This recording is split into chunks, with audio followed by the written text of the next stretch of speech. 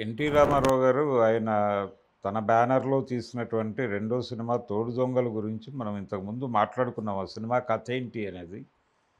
అయితే ఈ సినిమా గురించినటువంటి మరికొన్ని విశేషాలు ఇప్పుడు మాట్లాడుకుందాం. ఆ సినిమా ఆ రోజున పెద్ద విజయం సాధించలేదు గానీ, తర్వాత రిపీట్ రన్స్‌లో జనాలు ఎన్టీ రామారావు గారి ఇమేజ్ మేరకు ఆ సినిమా చూడటం జరిగింది.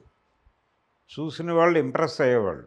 రివ్యూస్ కూడా మంచి రివ్యూస్ వచ్చినాయి కానీ, ప్రజలు వాళ్ళు కోరుకున్నటువంటి ఎన్టీ రామారావు కనిపించలేదు తెర మీద. ముఖ్యంగా ఆయన మేనేజర్ క్యారెక్టర్‌లో ఆయన అభినయం అంటే ఒక రకంగా వాస్తవికవాద చిత్రంగా తీశారు దాన్ని. ఆ తీయటం అలాగే ఈ సినిమాకి డైరెక్షన్ చేసినటువంటి దాసరి యోగానంద్ గారు. ఆయనది 'పొన్నూరు'. ఆయనతో ఆ బ్యానర్‌లో అది మొదటి సినిమా. ఎల్‌వి ప్రసాద్ గారి దగ్గర పనిచేశాడాయన. ఆ పరిచయంతో యోగానంద్ గారిని తీసుకున్నారు. యోగానంద్ గారితో చాలా సుదీర్ఘమైనటువంటి ఇన్నింగ్స్ ఆడాడాయన ఎన్టీ రామారావు గారు. ఆయన రాజకీయాల్లోకి వెళ్ళిపోయిన తర్వాత విడుదలైనటువంటి 'సింహం నవ్వింది' సినిమా బాలకృష్ణ, ఎన్టీఆర్ నటించినటువంటి సినిమా. ఆ సినిమాకి కూడా యోగానంద్ గారే డైరెక్టర్. అలాగే ఎవరైనా తన దగ్గరకొచ్చి కథుంది, మీతో సినిమా చేయాలనుకుంటున్నాం, మీరు డేట్స్ ఇవ్వాలి, డైరెక్టరే ఇంకా ఎవరు ఫిక్స్ అవ్వలేదు అంటే యోగానంద్‌ని పెట్టుకోండి అని అడ్వైజ్ ఇచ్చేవాడాయన. అంత కాన్ఫిడెన్స్ యోగానంద్ గారి మీద. అయితే ఈ యోగానంద్ గారు ఆయనది గుంటూరు జిల్లా పొన్నూరు. స్వతంత్ర సమర యోధుడు ఆయన. స్వతంత్ర సమరంలో పాల్గొని జైలుకు వెళ్ళినటువంటి చరిత్ర ఉంది ఆయనకి. ఆ తర్వాత ఆ మూమెంట్‌లో నుంచి సినిమా ఇండస్ట్రీలోకొచ్చి స్థిరపడాలి అనే ఉద్దేశంతో ఆయన ఇలా ప్రసాద్ గారి దగ్గర చేరి డైరెక్షన్ డిపార్ట్మెంట్‌లో మెళకువలు నేర్చుకుంటూ అలా వీళ్ళందరితోనూ స్నేహంగా ఉండేవారాయన. ఆ కాంపౌండ్‌లో ఉన్నటువంటి వారితో. అలా యోగానంద్ గారితో మొదలైందిది ఈ సినిమా. దీనికి ముందు నేషనల్ ఆర్ట్స్ అనేటువంటి పేరుతోనే తీశారది 'పిచ్చి పుల్లయ్య'. ఈ సినిమాకొచ్చేసరికి నేషనల్ ఆర్ట్ పిక్చర్స్‌గా మార్చారు. ఇలా ఇదొక మార్పు ఈ సినిమాకి. తర్వాత 'జయసింహకి' ఎన్ఏటీగా స్థిరపడిందది. ఇలా జరిగినటువంటి ఈ ప్రయాణంలో యోగానంద్ గారు సహకారం, అలాగే సముద్రాల వీళ్ళందరి సహకారంతో ఆ సినిమాని చాలా అంటే తను అనుకున్నటువంటి పద్ధతిలో అంటే ప్రయోజనాత్మక చిత్రాలే తీయాలి అని అనుకుని ఆ సినిమా తీశారు. అలాగే 'తోడు దొంగలు' సినిమాలో విలన్ క్యారెక్టర్ గుమ్మడితో చేయించారు. ఆ rice miller Annapurna rice mill యజమాని పాత్రలో గుమ్మడి గారిని తీసుకోవడం వెనకాల కూడా ఒక కథ ఉంది. గుమ్మడి గారు ఆయన కూడా గుంటూరు జిల్లా నుంచి వచ్చినటువంటి వాడే. ఉమ్మడి గుంటూరు జిల్లా నుంచి రావికంపాడు నుంచి వచ్చాడాయన. ఆయన్ని తెనాలి అంటే శ్రీలక్ష్మమ్మ కథ, ఆ శ్రీలక్ష్మమ్మ సినిమా కోసం ఆర్టిస్టులని సెలెక్ట్ చేసుకోవడం కోసం డిఎల్ నారాయణ గారు డ్రైవ్ నిర్వహించినప్పుడు తెనాలిలో ఎవరో చెప్తే ఈయన్ని పరిచయం చేసుకున్నాడు ఆయన. రంగస్థలం మీద మంచి పెర్ఫార్మెన్స్ ఇస్తాడు ఇతను అని. ఈయన మీద మాధవపేజి వెంకటరామయ్య గారి ప్రభావం ఉంది గుమ్మడి గారి మీద. అలా ఈయన పరిచయం డిఎల్ గారికి కలగటము, డిఎల్ గారు మెడ్రాస్ తీసుకొచ్చారు. యాక్చువల్‌గా అందులో లక్ష్మమ్మ అన్నగారి పాత్రకి గుమ్మడి గారిని అనుకున్నారు. కానీ ఏం జరిగిందంటే ఈయన్ని మెడ్రాస్ తీసుకెళ్ళేసరికే ఆ క్యారెక్టర్‌ని వేరే వాళ్ళకి ఇచ్చేసారక్కడ. దాంతో సరే నువ్వు టెన్షన్ పడొద్దు అని చెప్పేసి ఈయన్ని అలాగే ఉంచి సౌందరరాజన్ అని ఒక డైరెక్టర్‌కి అప్పజెప్పి ఆయన నాయకత్వంలో 'అదృష్టదీపుడు' అనేటువంటి సినిమాలో ఒక క్యారెక్టర్‌కి తీసుకున్నారు. ముక్కామల్ గారికి అసిస్టెంట్‌గా కనిపిస్తాడు ఈయన ఆ సినిమాలో. అలా ఆయన ఇది మొదలైంది. 'నవ్వితే నవరత్నాలు' ఇలా సాగింది. అంటే 1950లో యాక్చువల్‌గా ఆయన సినిమాల్లోకి ఎంట్రీ ఇచ్చారు. అంతకంటే కొంచెం ముందు, కొద్దిగా ముందు 49లో రామారావు గారు సినిమా రిలీజ్ అయింది. మొదటి సినిమా. అప్పటికి ఆయన 50 నాటికి 'షావుకారు' దీనిలో ఉన్నాడు. విజయ బ్యానర్ ప్రారంభమైంది కూడా 50లోనే. ఈ టైంలో రామారావు గారితో పరిచయం. అంటే ఆయన నిలదొక్కుకున్నటువంటి హీరో. అంటే కాన్ఫిడెన్స్ ప్రొడ్యూసర్లలో ఇతను హీరో అనేటువంటి ఒక కాన్ఫిడెన్స్ నిండినటువంటి సమయం అది. ఎన్టీ రామారావు అనేటువంటి ఒక అద్భుతమైన కథానాయకుడు ఉన్నాడు మనకి అని నిర్మాతలు బలంగా అనుకుంటున్నటువంటి సందర్భం అది. ఆ సందర్భంలో ఈయన హీరోగా ప్రయత్నాలు చేద్దామా, ఏం చేద్దాము అనేటువంటి ఒక డోలాయమాన స్థితిలో ఉండి గుమ్మడి గారు, గోపీచంద్ గారు అడ్వైజ్ ఇచ్చారు ఈయనకు, నువ్వు హీరో పాత్ర అని పెట్టుకుంటే కష్టం, జీవితం రిస్క్ అవుతుంది, అందుకని నువ్వు క్యారెక్టర్ రోల్స్కి వెళ్ళిపో, దానికి జీవితాంతం పని ఉంటుంది నీకు, డెఫినెట్గా నీలాంటి ఆర్టిస్ట్కి అది కరెక్ట్, క్యారెక్టర్ రోల్స్ కరెక్ట్ అని చెప్పి ఆయన ఇచ్చిన అడ్వైజ్ మేరకు ఈయన ఏ పాత్ర అయినా చేయడానికి సిద్ధపడిపోయాడు. ఇలా ఏ పాత్ర అయినా చేయడానికి గుమ్మడి గారు సిద్ధపడిపోయిన తర్వాత ఆయన కెరియర్ చాలా అద్భుతంగా నడిచింది.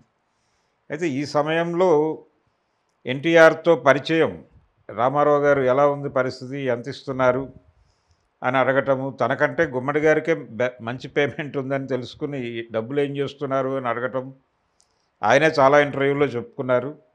నేను నాకు వచ్చే డబ్బులు ఖర్చు పెట్టేసుకుని ఇంటి దగ్గర నుంచి తెప్పించుకుంటున్నానని గుమ్మడి గారు చెప్తే, నేను నాకు వచ్చేటువంటి డబ్బుల్లో చాలా తక్కువ ఖర్చు పెట్టుకుని మిగిలింది ఇంటికే పంపిస్తున్నాను అని ఈయన చెప్పడం, అలా ఆయన్ని చూసి నేర్చుకోవాలి అని అనుకోవటం, ఇవన్నీ గుమ్మడి గారు చాలా సందర్భాల్లో చెప్పుకున్నారు. ఆయన కెరియర్లో ఆయనకు విపరీతమైన పేరు తీసుకొచ్చిన సినిమాలు రామారావు గారి కాంబినేషన్లో చేసిన సినిమాలే. అది మహామంత్రి తిమ్మరుసు కావచ్చు, మనం మాట్లాడుకుంటున్నటువంటి తోడు దొంగలు కావచ్చు, ఇలా రామారావు గారికి తండ్రిగా కూడా నటించారు ఆయన చాలా సినిమాల్లో. ముఖ్యంగా బంగారు మనిషి అనే సినిమాలో రామారావు గారు కలెక్టర్ గారి తండ్రి గారి పాత్రలో గుమ్మడి గారు, ఆయన ప్యూను, వాళ్ళిద్దరి మధ్య ఆ సన్నివేశాలు చాలా అద్భుతంగా నడుస్తాయి. భీమ్సింగ్ గారి డైరెక్షన్లో వచ్చినటువంటి సినిమా అది. ఇలా గుమ్మడి గారితో ఎర్లీ డేస్లో వాళ్ళు భోజనం చేసి వాక్ చేసుకుంటూ వెళ్ళేవారట మౌంట్ రోడ్లో. ఈ సందర్భంగా చాలా విషయాలు మాట్లాడుకునేవారు, సినిమా పరిశ్రమకు సంబంధించి. ఈ మాట్లాడుకునేటువంటి సందర్భంలో, నేను త్వరలో సొంత చిత్ర నిర్మాణం ప్రారంభిస్తాను, నేను తీసేటువంటి సినిమా, నా బ్యానర్లో వచ్చేటువంటి ప్రతి సినిమాలోనూ మీకు క్యారెక్టర్ ఉంటుంది అని చెప్పాడు ఆయన, రామారావు గారు. దాన్ని ఈయన బలంగా తీసుకున్నాడు. నిజంగానే ఆ రోజున అలా సరదాగా నైట్ వాక్ చేస్తూ మాట్లాడుకున్నటువంటి మాటల్ని నిజం చేస్తూ ఆయన తను తీసినటువంటి సినిమాల్లో గుమ్మడి గారికి తప్పనిసరిగా ఒక క్యారెక్టర్ ఇచ్చేవారు. ఇది ఎక్కడి దాకా నడిచిందంటే, ఆయన ముఖ్యమంత్రిగా ఉండగా విశ్వామిత్ర సినిమా తీసినప్పుడు ఆ విశ్వామిత్రలో వశిష్ఠుడి పాత్ర గుమ్మడి గారితోనే చేయించాడు ఈయన విశ్వామిత్రుడు, ఆయన వశిష్ఠుడు. ఇలా అక్కడి దాకా కొనసాగింది. ఆ ఇచ్చినటువంటి మాట ప్రకారం తోడు దొంగల సినిమాలో గుమ్మడి గారికి ఆ క్యారెక్టర్ ఇచ్చాడు. అంటే ఇద్దరూ కలిసి రైస్ మిల్లు పెట్టి జనాల్ని దోపిడీ చేయాలి అనేది ప్రోగ్రాం. అంటే రెండు క్యారెక్టర్లు నెగిటివ్ క్యారెక్టర్లే. అయితే రామారావు గారి క్యారెక్టరు పాజిటివ్గా మారుతుంది. గుమ్మడి గారు అలాగే ఉండిపోతాడు. ఆయన విలన్ చేసినటువంటి సినిమాల్లో అదొకటి.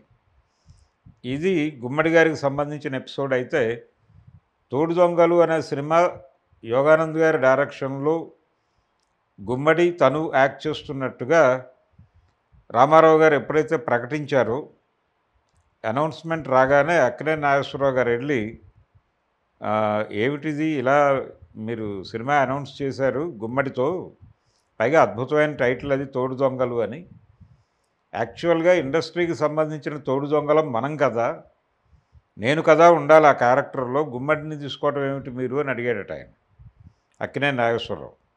అంటే ఆయన కొంచెం సెన్స్ ఆఫ్ హ్యూమర్ ఎక్కువ, ఆయన ఆ ధోరణిలో ఉండేవాడు, కొంచెం సరదాగా జోవియల్ మూడ్లో సటైరికల్గా సర్కాస్టిక్గా మాట్లాడటం అనేది ఆయన నేచరు.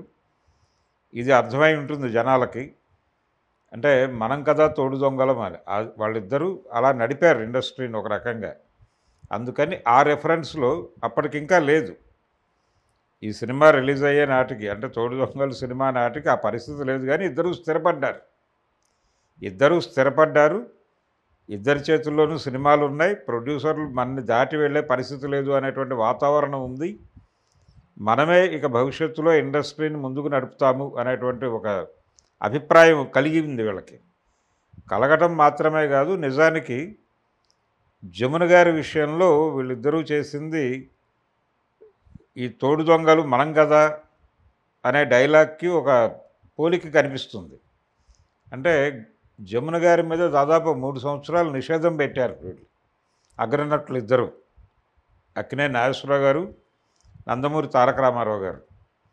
కారణం ఏంటంటే ఆవిడ కొంచెం పొగరు, ఆవిడ హెడ్ స్ట్రాంగ్, ఎవరొచ్చినా లేచి నిలబడరు, ఎవరికి గౌరవం ఇవ్వరు, ఆవిడ ధోరణిలో ఆవిడ ఉంటారు తప్ప ఎవరిని పట్టించుకోరు.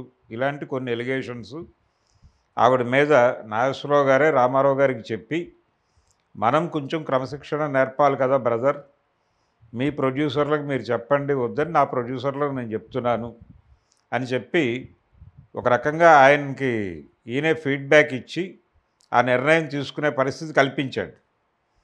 ఆ తర్వాత గుండమ్మ కథ టైంలో ఈ అపార్థాలు తొలగి మళ్ళీ కలిసి నటించడం మొదలుపెట్టారు.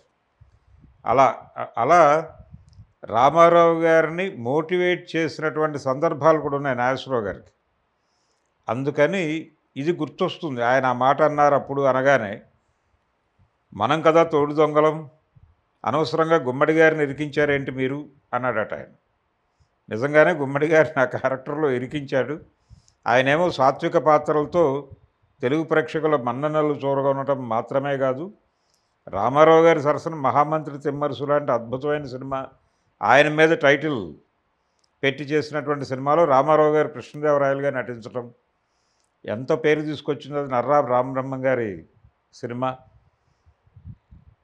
కమలాకర్ కామేశ్వరరావు గారు, పింగళ నాగేంద్రరావు గారు ఆ సినిమాకి చేసినటువంటి కృషి, అలా గుమ్మడి గారికి పేరు తీసుకొచ్చినటువంటి సినిమా ఇది తోడు దొంగలు.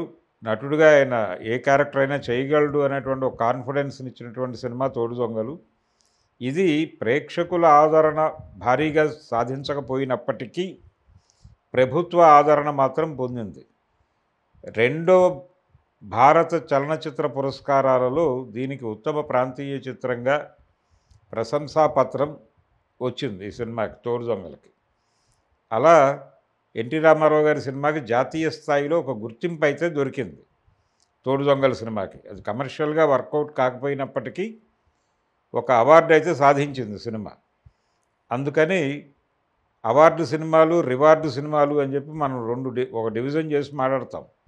డబ్బులు తెచ్చే సినిమా, కాసులు తెచ్చే సినిమానా, లేకపోతే ఇవి షీల్డులు పట్టుకొచ్చే సినిమానా అన్నట్టుగా మాట్లాడేవాళ్ళు ఆ రోజుల్లో. అందుకని ఇది కాసులు తేలేదు కానీ అవార్డులు అయితే తీసుకొచ్చింది. అలా రామారావు గారి కెరియర్లోను, గుమ్మడి గారి కెరియర్లోను కూడా తోడు దొంగలు అనేది ఒక ప్రత్యేకమైనటువంటి సినిమా.